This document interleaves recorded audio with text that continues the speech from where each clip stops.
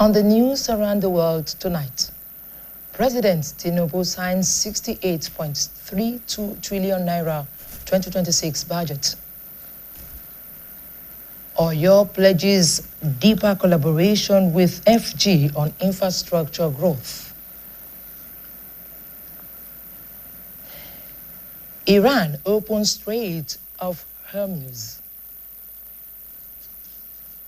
Good evening, and thank you for joining us on the news around the world. I am Josephine Oluwabomi, and on the sign language corner is Shakirat Ogundeji.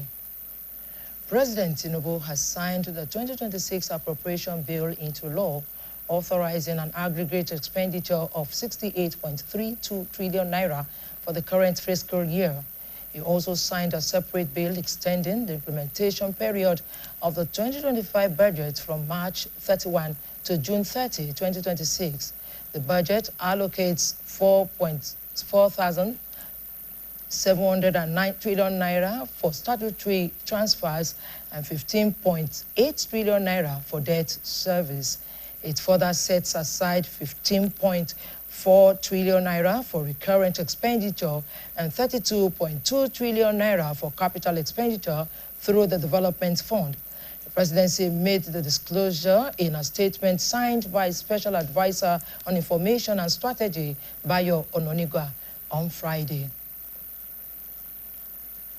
Amid the rise in the cost of aviation fuel, the federal government has appealed to airline operators to exercise restraint with respect to any proposed increase in airfares or suspension of air operations.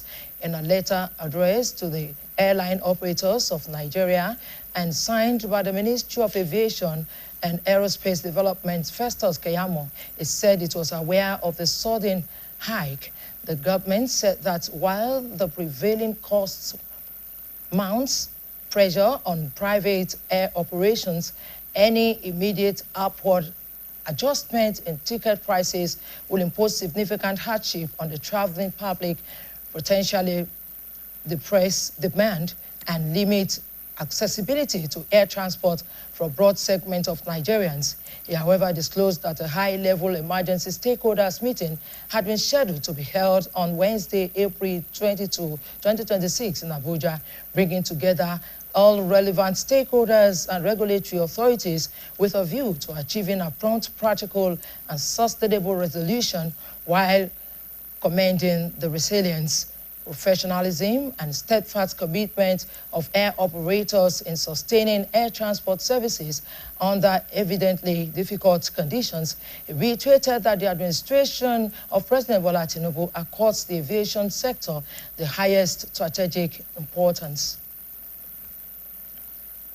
The Kogi State Police Command has launched a massive search and rescue operation following a kidnapping incident on the Ayere-Kaba Road. According to a statement released by the police public relations officer, ASP Saliu Afsat, the incident occurred on April 13, 2026, when armed hoodlums intercepted a Toyota IS bus. The vehicle, operated by a transport company, was traveling from Lagos to Abuja when it was attacked in the Kaba local government area.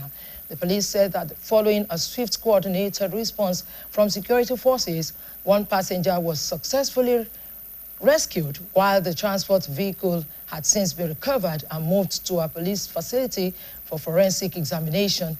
The Commissioner of Police, CP Naziru Kankafo, confirmed the arrest of the suspects in connection with the attack, adding that they are currently in custody and are assisting the State Criminal Investigation Department with its inquiries. Concerns have been raised over Nigeria's National cohesion and claims that the country is yet to achieve genuine unity, meaningful integration, and a shared sense of nationhood. Legal practitioner Adebimpe Adelowo and public affairs analyst Adesumbo Badejoko made the assertions while discussing the topic ongoing terrorism trial and victims getting justice on the BCOS current affairs program AM 120. A reporter Fidora Falagboye reports. Nigeria's ongoing terrorism trials have continued to spark debate over justice for victims of insurgency. While ongoing prosecution signals efforts at accountability, concerns persist over delays, transparency, and the level of victim participation, raising questions about whether the process truly deserves fairness, closure, and justice. Speaking on AM 120, legal practitioner Adebimpe Adelowo said Nigeria often responds more decisively under international pressure. It described the country's justice system as flawed, noting that its legal framework remains weak and in some cases undermines the very victims it is meant to protect. Technically designated, what have you? Those are the language, semantics used in order to cajole the people of Nigeria with that, to show that government is doing something right. But what you see, even many of these attackers that were arrested, later on, they were radicalized, reintegrated, and even some of them have been enlisted in Nigeria Army security forces. So that shows how deceptive governments can be. Public affairs analyst Adesumbo Badejoko noted that justice goes beyond convicting offenders, stressing that many victims suffer deep psychological trauma and require structured support, including therapy and adequate compensation. Badejoko called on government at all levels to prioritize victim rehabilitation and long-term recovery. Victim getting justice goes beyond sentencing the offenders. These are people who have been subjected to a lot of psychological trauma. They've lost loved ones. They've lost sometimes properties. Sometimes they've been maimed. You can imagine young girls that have been raped, and then you are sending the rapists. So what effort is being made by the same governments to subject the rape victim to a therapy that will help the victim to full recovery? These are lifelong injuries. Both guests urged state governors to take greater responsibility in addressing security and social challenges, emphasizing that effective governance at the state level is critical to national stability. Fidora Afalagwe, BCOS News. The Oyo State Police Command has recorded major breakthroughs in its fight against crime, with the arrest of suspected armed robbers, kidnappers, ritualists, and other criminal elements across the state. The Commissioner of Police, Abimbola Ayodeji Olubenga, disclosed this during his maiden press briefing held at the command's headquarters, Elele, Ibadan. Aman Adebayo Abdurrafi reports.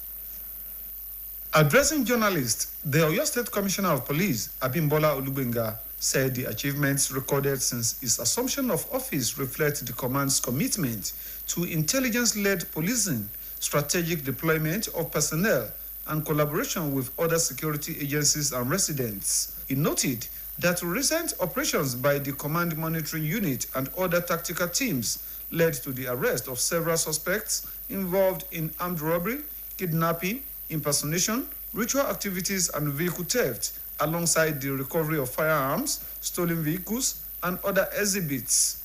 Among the cases highlighted was the arrest of a suspected member of a vehicle theft syndicate who specialized in removing parked vehicles using master ignition keys. Further investigations led to the arrest of a receiver and the recovery of 5 stolen vehicles, including Toyota models taken from different parts of Ibadan.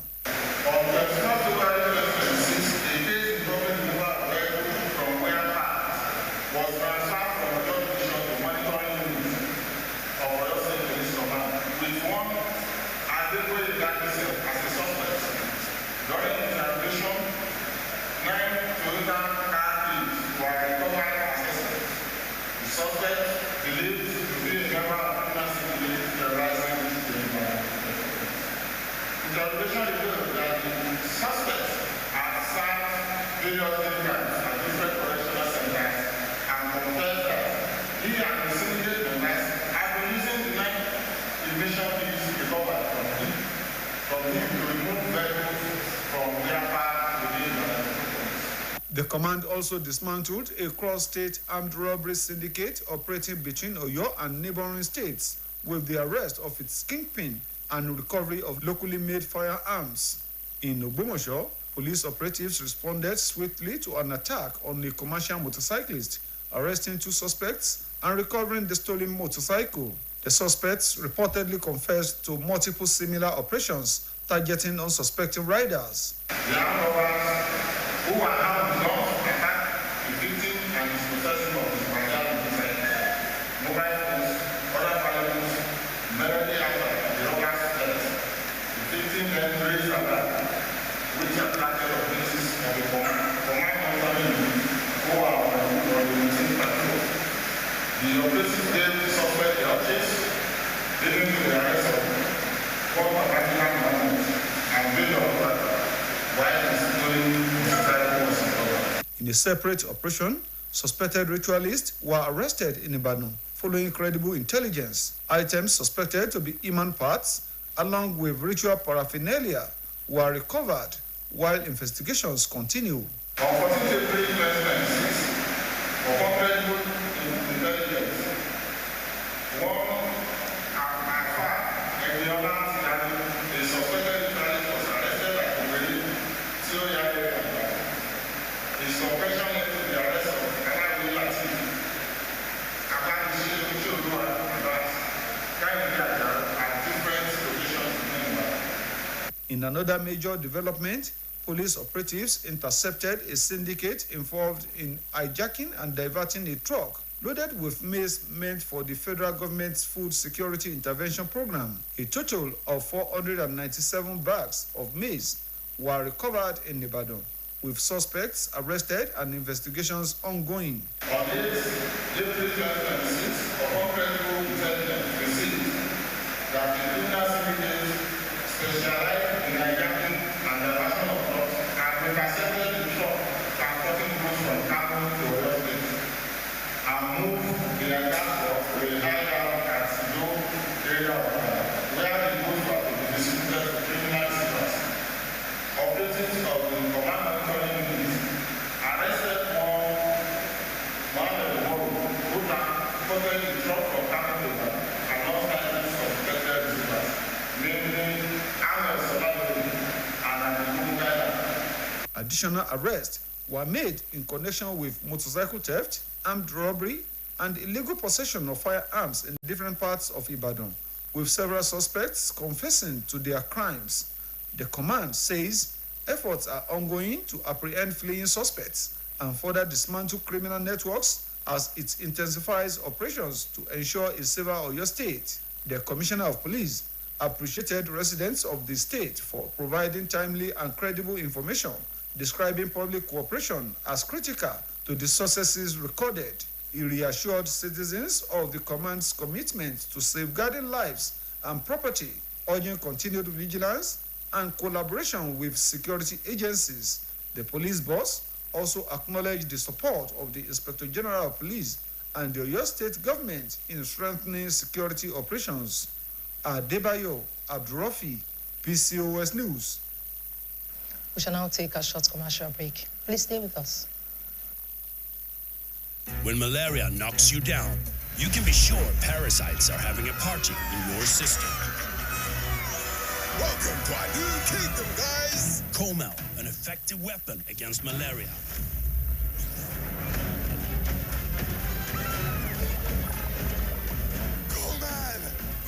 Attacking the parasite army directly to give you express relief and get you back on your feet effectively. Comel on. Malaria gone.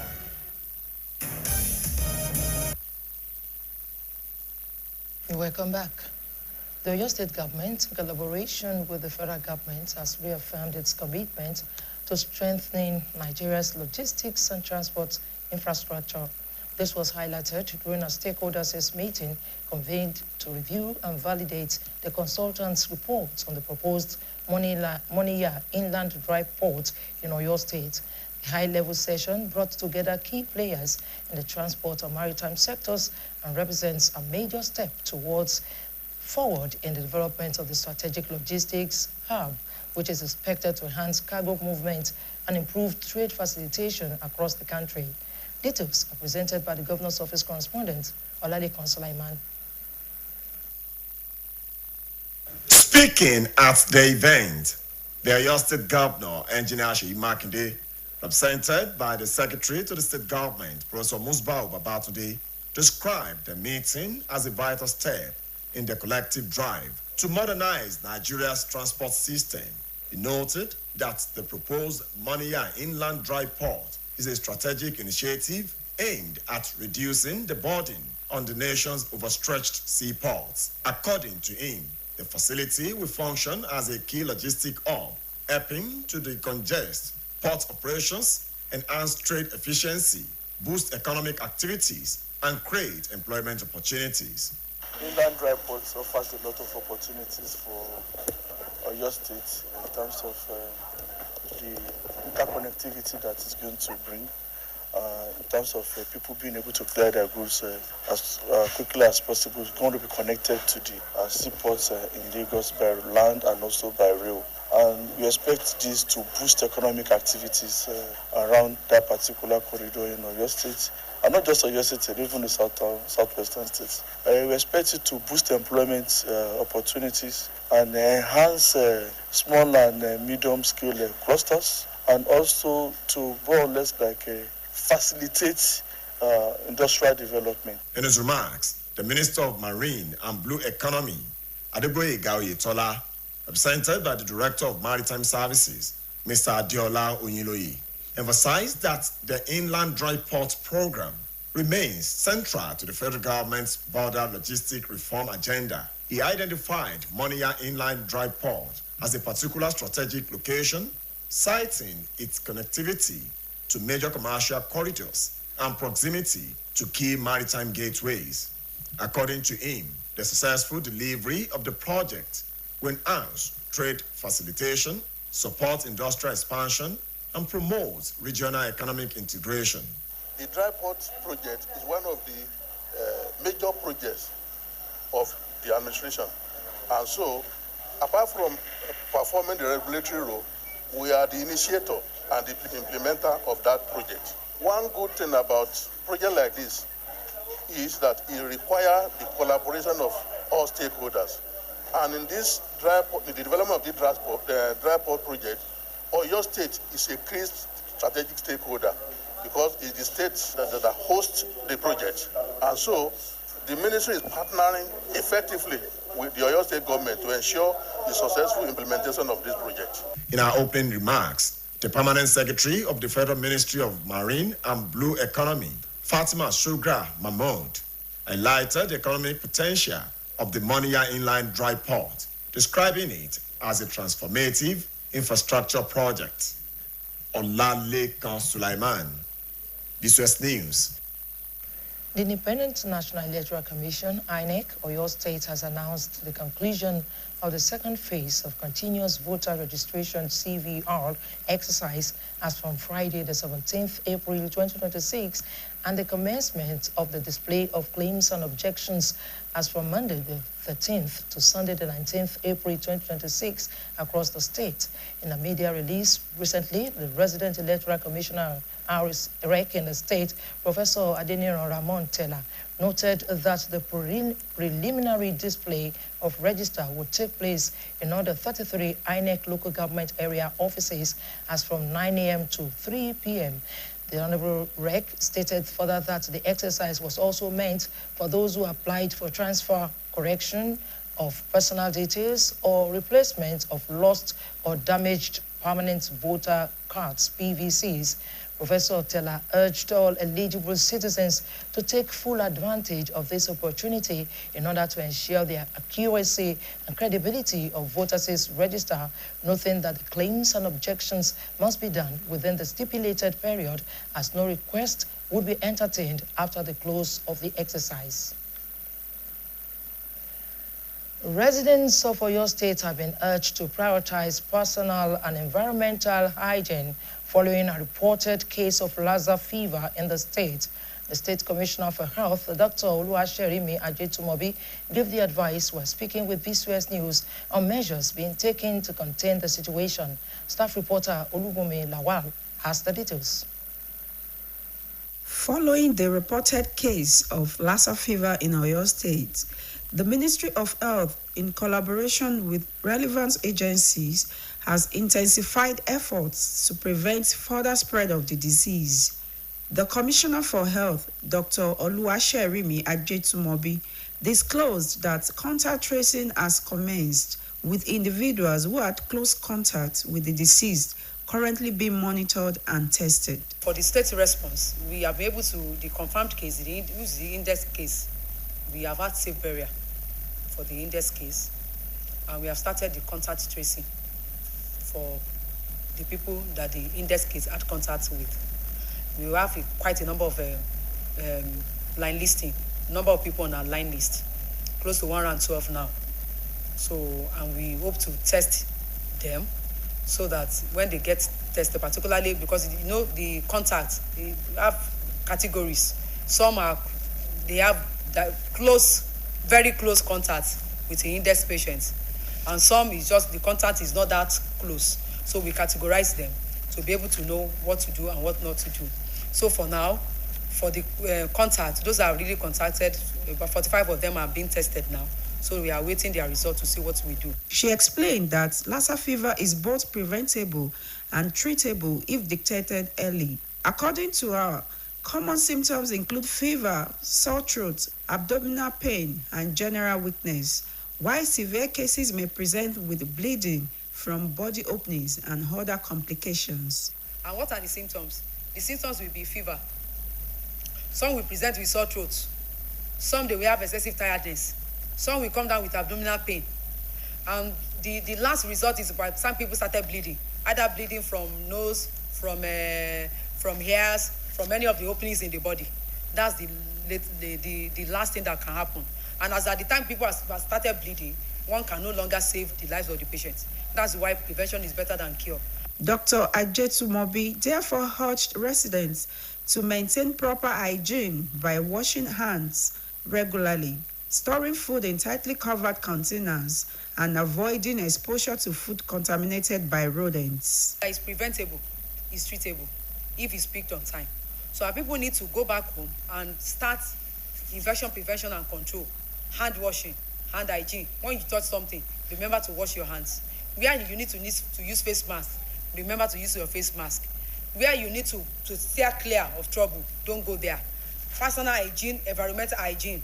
When we are storing our food, we should keep our food in rodent-proof containers, so that, and those that we know that, okay, maybe we have some holes in their houses, we should try as much as we to seal up the holes so that rats will not come in. And we should cover our food. We should eat our food hot, and we should maintain environmental and even personal hygiene. She assured the public that the situation is under control, while advising anyone with suspected symptoms to promptly contact health authorities through the emergency lines 080-3374-2052, 080-2524-5809, and 081-8626-4559.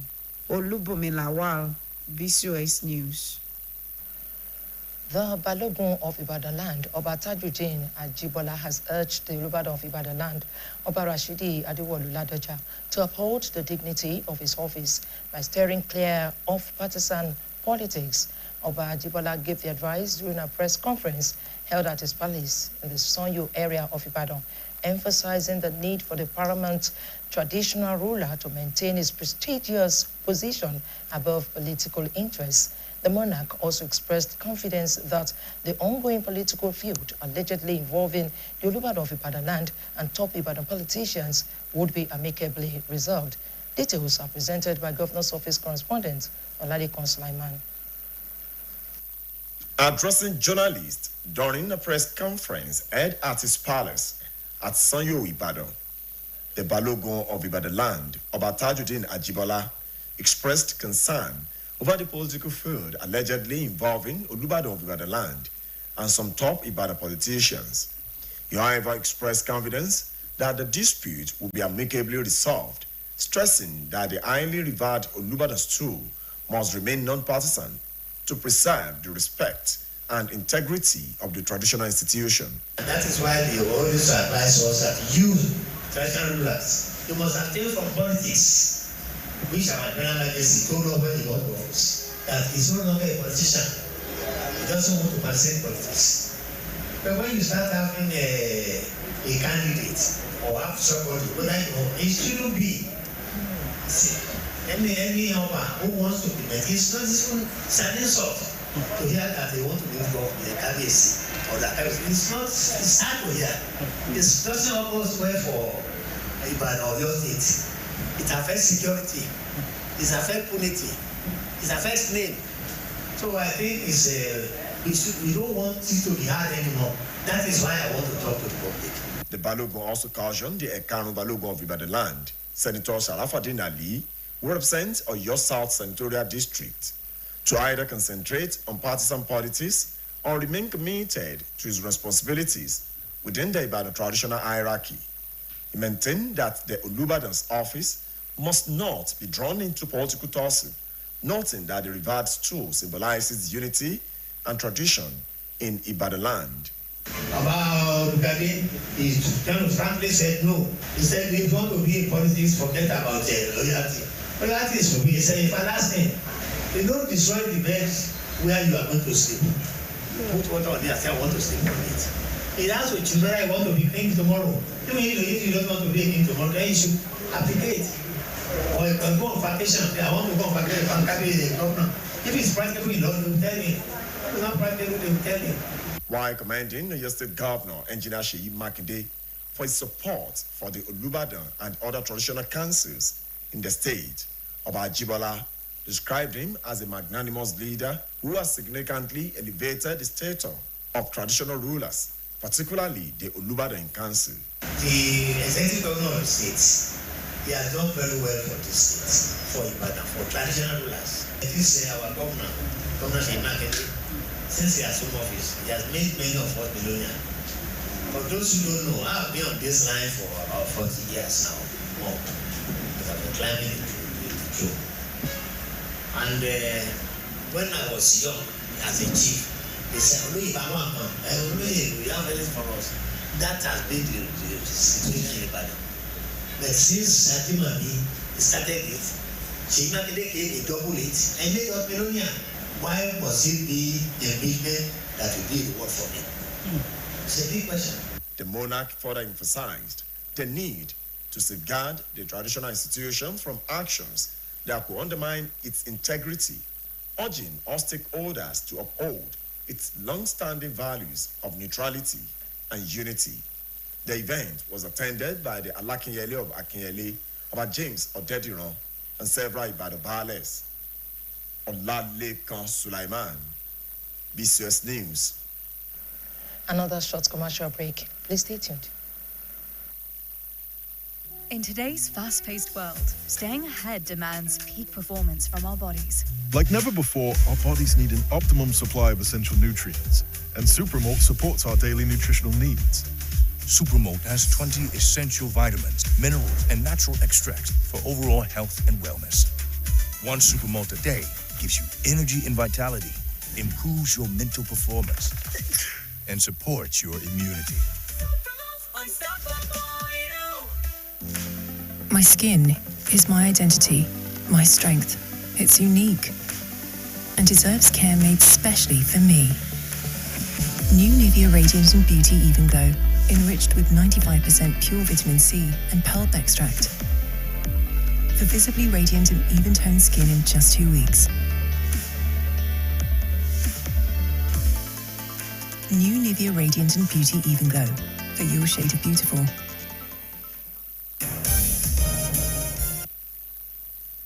You're welcome back. In order to revive the former Cocoa Industries Limited, a subsidiary of the Odua Investment Company Limited within the Ogba Industrial Estate in Lagos State, the Odua conglomerate has signed a strategic partnership deal with Electron Energy Strategies Limited to develop a 50 megawatts gas-fired independent power plant to resuscitate the cocoa industry, especially with independent power supply. The move was to bring back the glory of cocoa manufacturing industry in the state. Staff reporter Bimbo Akombi was at the epoch-making event held at the Western House, Broad Street, Lagos, and brings details.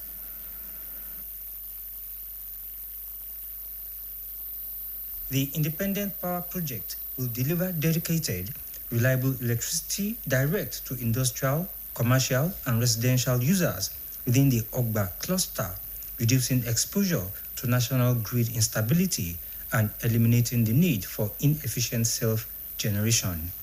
Chairman of the Odua Investment Company Limited, Otumba Bimbo Ashiru, while digging deep into the intent of the project, explained that beyond immediate users, it is expected to support job creation across construction and operations, strengthen the competitiveness of businesses within the cluster, and reinforce Lagos' position as Nigeria's commercial and industrial hub.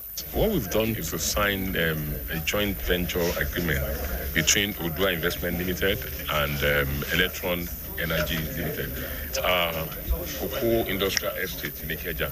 If you remember, the Vitalo company where the industry, where they do it has been moribund for years, and it's been converted to a warehouse. And we just said, look, we must have maximum use for this.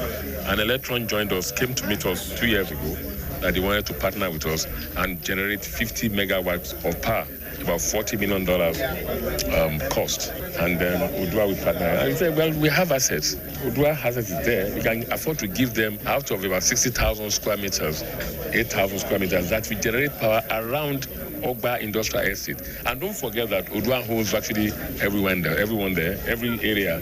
We have everywhere in Adini Jones belongs to Wemaboy, which is part of Odua. Commenting on the significance of the project and its broader impact, founder and co-chief executive officer of Electron Energy Development Strategies Limited, Mr. Tola Talabi, pointed out that this project reflects exactly how the organization, alongside the Odua Investment Company, believes in constant electricity supply for industries owned by the Odua Investment Company Limited and its subsidiaries, manufacturers, and small-scale industries to grow, especially in the Southwest. If we have power for industry, that means jobs. Jobs for the community, jobs for indigents of the Southwest, for Lagosians. Ultimately, what we also do when we develop these projects is we ensure that we also provide power to areas that beyond the industry, residential areas, and underserved markets too. So this project will be no exception. We're going to provide a lot of jobs. We're going to help grow the economy in the Southwest. He added that Oyo State had benefited from the same collaboration with the Independent Power Project scale situated inside the State Secretariat, Ibadan. Highlighting the execution approach and partnership strength, the Group Managing Director of the Odua Investment Company Limited, Mr. Abdulrahman Yunusa, said the initiative marks a defining step in driving industrial renewal, strengthening energy resilience, and advancing sustainable growth in the Southwest. We have just joined the industry of power generation. And you know that Nigeria, if there is one big economic challenge that we have, is power. And what we are contributing here is 50 megawatts. That's just the beginning. We believe that we can go much, much further than that down the line. The signing of the 50 megawatts independent power plant pact between the OICL and Electron Energies was overseen by the two representatives of the two companies. In their goodwill messages, Dr. Ademola Shogunle, Mr. Olawale Morunkeji, Dr. Olufemi Oyenuga, and Mrs. Folusho Olaniran, all stakeholders commended the initiative and reminded that constant electricity supply remains the backbone of any industrial development. Bimbo Akambi, BCOS News. The Alago of Agwa-Modu, Oba Olaoye Johnson Olatunde Olaiwe II, has joined his ancestors. In a release issued by the Agoro of Agwa-Modu and chairman of the Kingmakers Council, Chief Olaolu Olatubosun, the funeral service for the Alago of Agwa-Modu begins on Tuesday, the 5th May 26, with a commendation service at Akobo Baptist Crescent off Baptist Bus Stop, Ibadan. Church and service for the Oba Olaoye Johnson Olatunde Olaiwe II will be held on Friday, the 8th of May 2026 at First Baptist Church, Agwa-Modu, with interdenominational service on Saturday, the 9th of May 2026 at Baptist Primary School Field, Agwa-Modu. The death has been announced in Ibadan of ace broadcast journalist with the BCOS, Mrs. Adebukola Akintade. Until her death, Mrs. Adebukola Akintade was a Yoruba newscaster on both radio and television and deputy director in the News and Current Affairs Department of the corporation. Mrs. Adebukola Akintade contributed close to 3 decades to the BCOS as a professional journalist. Funeral arrangements for Mrs. Adebukola Akintade will be announced by the family. She was aged 54. Meanwhile, the Nigerian Union of Journalists and the Radio, Television, Theatre and Arts Workers Union of Oyo State are mourning the Sunday death of veteran BCOS broadcaster Mrs. Adebukola Akintade, who passed away on April the 17th, 2026. In separate statements, Oyo NUJ Chairman Hakeem Abbas and Ratawu Chairman Kehinde Olayade described the late Deputy Director as a consummate professional and seasoned newscaster whose 3-decade career left an indelible mark on the media community. Both unions lauded her meritorious service, including her previous role as the treasurer of the NUJ BCOS Chapel, while emphasizing that her vibrant personality and dedication to journalism made her a respected role model across the state. The leadership of NUJ and Ratawu extended their heartfelt condolences to the family and the BCOS management, praying for the fortitude to bear the irreparable loss of a distinguished colleague. The Nigeria Union of Journalists, BCOS Chapel, and the Radio, Television, Theatre and Arts Workers Union, Ratawu BCOS Chapel, are mourning the sudden passing of Mrs. Adebukola Akintade, a veteran Yoruba newscaster and deputy director of the BCOS, who died just a few hours ago, led by BCOS NUJ Secretary Mrs. Gbemisola Adebayo and Ratawu Chairman Comrade Adeniyi Faleti. Both unions expressed deep sorrow over the loss of a consummate professional described as vibrant, cheerful, and widely respected for her dedication to the News and Current Affairs Department.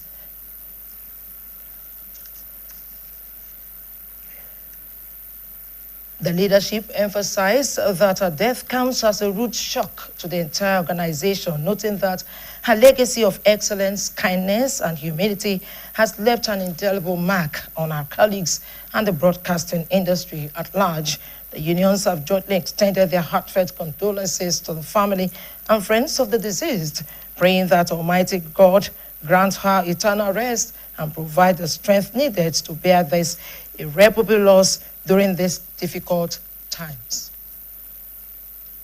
We now move on to our sports segment. Good evening, you're welcome to the sports segment of the evening news. My name is Toby Ajewale. World Athletics has turned down Nigeria's application for Nigerian sprinter Favor Ofili to change her sporting allegiance, delivering a major setback to her plans ahead of the 2028 Olympic Games. In a document released on Thursday, the World Athletics Nationality Review Panel ruled that a request submitted by Turkey's Athletics Federation would not be approved. The three-member panel made up of Donna Reynor, Sidonie Motherskill, and Susan van der Vaart stated that granting the switch would undermine the core regulatory principles of international athletics. The panel expressed concern that the application formed part of a wider recruitment drive involving several athletes and could threaten the integrity of global competitions. It added that all submissions from the athletes and the Turkish Federation were thoroughly reviewed before the decision was reached. World Athletics emphasized that it reserves the discretionary right to reject nationality transfers when there is compromising broader objectives, particularly the promotion of fair competition and the development of homegrown talent by nations. And in football, newly appointed head coach of Nigeria's under-17 women's team, the Flamingos, Akim Buseri, has described the opportunity to lead the side as a great honor. Buseri was recently named coach of the 2022 FIFA Under-17 Women's World Cup bronze medalist and spoke ahead of the team's second-round qualifying campaign of the 2026 tournament. Nigeria will face the winner of the preliminary tie between Niger Republic and Guinea. Guinea currently hold a commanding 5-2 first leg lead after defeating Niger in Niamey, with the return leg scheduled in Conakry this weekend. The coach has invited 36 players to camp, including 5 goalkeepers, 10 defenders, 13 midfielders, and 8 forwards. The first leg of the second-round qualifier is set for the weekend of 22nd to 24th of May, with Nigeria hosting the second leg on Saturday, May 30th. Still with football stories, Sporting Lagos have clinched promotion to the Nigeria Premier Football League and PFL after a 1-0 victory over Osun United on Tuesday. Alex Leme scored the only goal of the match in the 17th minute as Jeffrey Butler's side secured their return to the top flight after 2 years away. Sporting Lagos topped Conference B with 36 points from 18 matches. Aqua United finished second despite beating Solutions Football Club 2-1. Other NNL Matchday 18 results saw Rovers Football Club defeat Abakaliki Football Club by 1-0. Stormers FC Football Club losing at home 0-2 to Ekiti United, as First Bank Football Club played out a 3-3 draw with Godswill Akpabio United. Inter Lagos and Doma United have earlier secured promotion. Finally, in sport news tonight, Manchester City captain Bernardo Silva has announced he will depart the club when his contract expires at the end of the current season. The 31-year-old Portuguese midfielder, who joined from Monaco in 2017, has made 451 appearances for City, scoring 76 goals and providing 77 assists. His time at the Etihad has been decorated with 15 major trophies, including the historic treble in the 2022-2023 season, 6 Premier League titles, and the Centurion's record 100 points league-winning campaign in 2017-2018 season. Silva, currently joint 8 on City's all-time appearance list, was named club captain following Kevin De Bruyne's departure last season. Manchester City currently sits second in the Premier League and face Southampton in the FA Cup semi-finals on 25th of April. And that will be all. And it's back to news around the world. My name is Toby Ajwali. Iranian foreign minister says in line with the ceasefire agreement in Lebanon, the passage for all commercial vessels through the Strait of Hormuz is declared completely open for the remaining period of the ceasefire. Foreign desk editor Falashade Akintola compiled details of the story and others, and it is presented by Bimbo Akombi. Iran's deputy foreign minister says Tehran rejects any temporary ceasefire and is seeking a comprehensive end to the war across the region. Celebrations in Lebanon, where a 10-day ceasefire has been announced to allow for negotiations between Israeli and Lebanese officials, the U.S. State Department said. It's looking very good that we're going to make a deal with Iran, and it's going to be a good deal. It's going to be a deal with no nuclear weapons. A Hezbollah official told press that the group will approach the ceasefire with caution and vigilance. Israeli forces pounded southern Lebanon in the hours leading up to the implementation of the ceasefire agreement on Thursday night, killing 3 people in a village in the Sidon district and 8 people in the Zahrani area, according to Lebanon's national news agency.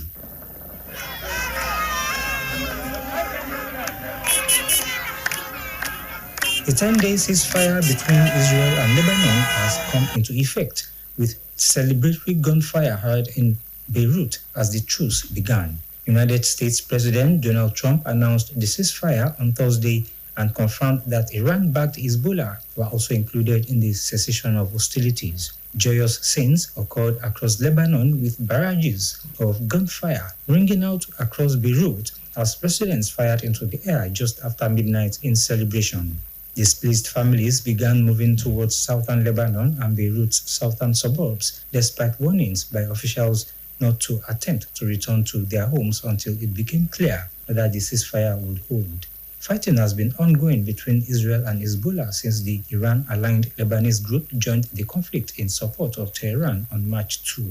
In the meantime, a man suspected of organizing a deadly attack on a Jewish restaurant in Paris has been arrested and placed in custody in France after being handed over by Palestinian authorities. Mahmoud Kader Abed Adra, also known as Hicham Hab, arrived in France on Thursday after Palestinian officials surrendered him to French authorities, a handover that French President Emmanuel Macron linked directly to France's recent recognition of Palestinian statehood. On August 9, 1982, 3 to 5 men threw a grenade into Joe Goldenberg, a Jewish-owned restaurant in the Rue du Rousset in Paris's historic Marais district before opening fire on the street outside. 6 people were killed and 22 wounded in the incident. Every time I go past here, I see my dad's name, and those of the others too. The attack was blamed on the Fatah Revolutionary Council, a Palestinian armed faction that had split from the mainstream Palestine Liberation Organization, PLO. Bimbo Akombi, BCOS News. To end the news around the world, here again are the main points. President Tinubu has signed the 2026 appropriation bill into law, authorizing an aggregate expenditure of 68.32 trillion naira for the current fiscal year. The Oyo State government, in collaboration with the federal government, has reaffirmed its commitment to strengthening Nigeria's logistics and transport infrastructure. Iranian foreign minister says, in line with the ceasefire agreement in Lebanon, the passage for all commercial vessels through the Strait of Hormuz is declared completely open for the remaining period of the ceasefire. BCOS website is live. Kindly visit www.bcostv.com. You can reach us on GoTV, channel 134 and channel 113 on Star Times. And now, before I go, make sure you play safe in everything you do. And that ends the news around the world. On behalf of the news crew, I say thank you very much for watching. Good night.